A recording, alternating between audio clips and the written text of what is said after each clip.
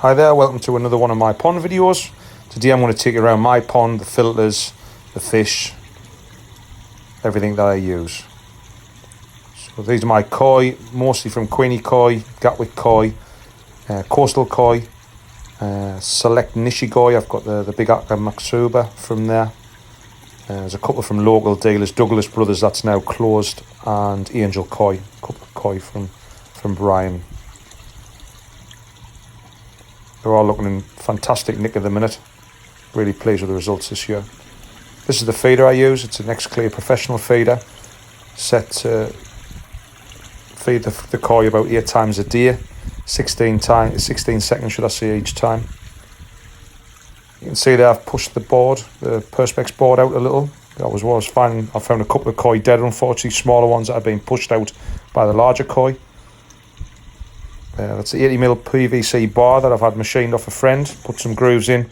The Perspex just sits in there and easily comes out, as you can see there. So I can sit by the pond and feed the fish. Pond's about 2,500 gallons, about 12,000 litres. Dug the pond out mostly myself last year. It's been running since August 2018. It's a Thermotech heat pump. See there, plenty of space for letting the air circulate around the pump, which is what you need, and a couple of grids there on the top, again, just to help with the airflow, because I did want to try and cover up and hide as best I could. The boards just simply lift off. Probably need to secure these down just in case there's any storms over the winter, some high winds, because I don't want that falling on the pipework. At the minute, they've been sitting there since last year, they've been fine. Just cheap fencing boards. I've also raised the ends off.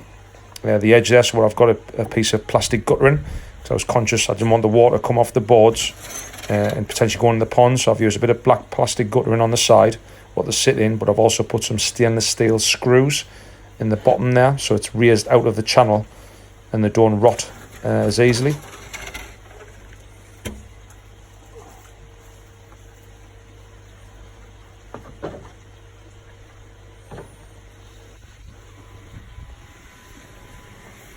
So the bottom drain comes up there, and it's also got the trickle out fitted into it, which you can see on another one of my videos. I explain it further.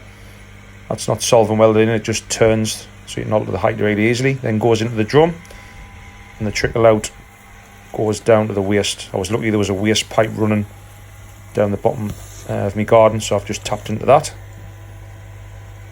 The other reason why I've left the top open on the bottom drain riser there is so I can rod it if need be.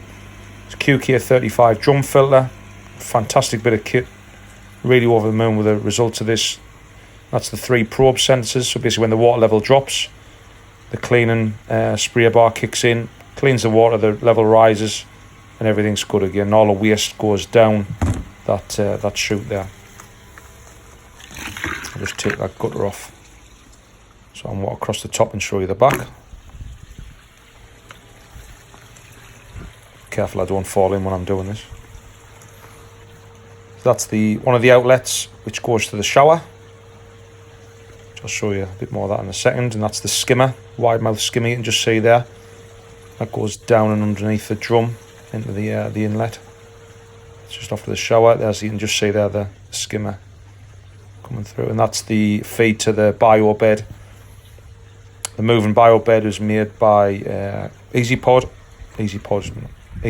should I say it. And then the air's not running at the minute because it's actually on a timer system. So what happens is during the day when the fish are getting fed, the air transfers to that corner, as you can see there. So I'll switch it off so the air starts coming out, which again you can see in another one of my pond videos, and it really helps with the distribution of the food. So what I was finding was when there was a big commotion there, the fish would come out, the small fish will get thrown out of the water almost by the bigger fish. And I turn the air on the bottom drain off now on a timer. This one kicks in. The food then comes out the hopper and it distributes the food nice and evenly across the top of the surface of the pond, so all the fish get a chance to feed without being bullied off the food.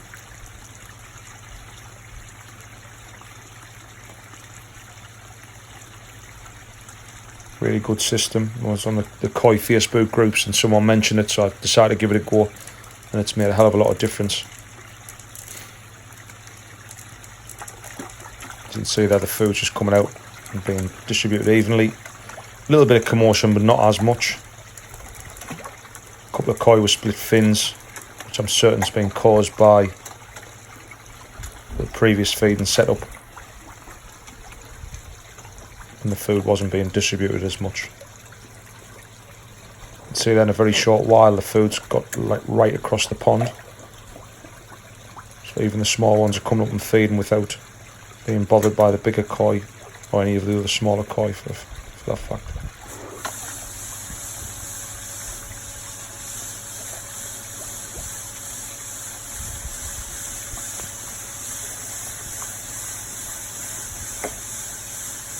Still a couple of koi I need to move on. I've got too many. I know I'm quite highly stocked.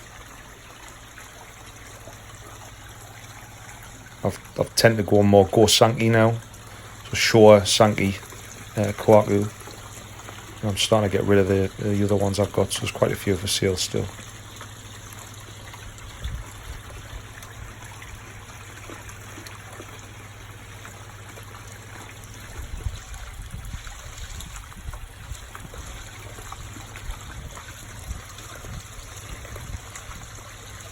Shortly the air should go off and you'll be able to see the koi a lot better.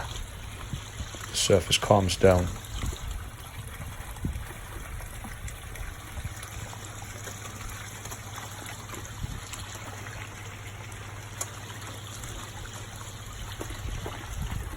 At the minute I'm feeding a mix of Aquasource 50-50, which again helps with the commotion on the surface because 50% of it should sink and 50% of it should float roughly. Medikoi, some of the old stock I had.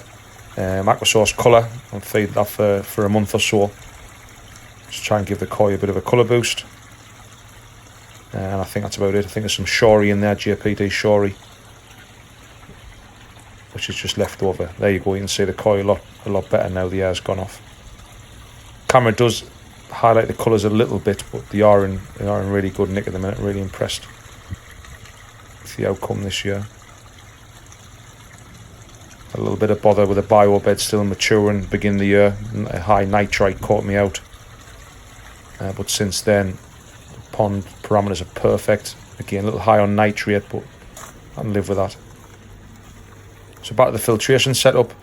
There's a DM Vario 20,000 set really low. And that goes up to the heater bypass. So you must fit one of these if you're going to use an air source heat pump.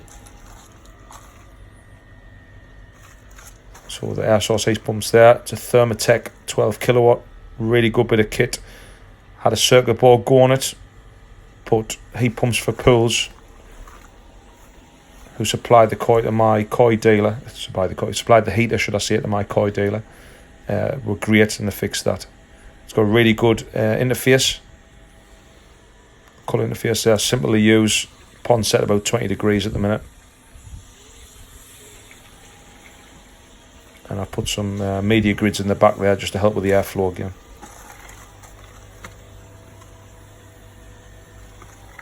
And then that goes to my backup heater there, Electro 2 kilowatt.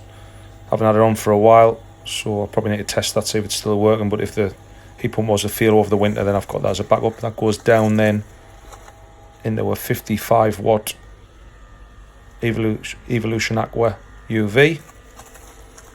I have that on a timer as well. Some people have them on timers, some people have them on all the time. And then I've protected the electrics even further on some of these potentially waterproof already units. I just want to make sure there's no hassle with them, so I've put them in waterproof enclosures. And you can see the timers for the air pumps, the DM Vario controllers. It's all fed by a Matsuki switch box. And I've got 3 air pumps in total controlling the bottom drain, the distribution feed, and also you can see that the pipework goes into the garage. So I've got a grow-on set up in my garage, and that just controls the moving bed in there. Just powering all the filters from one place.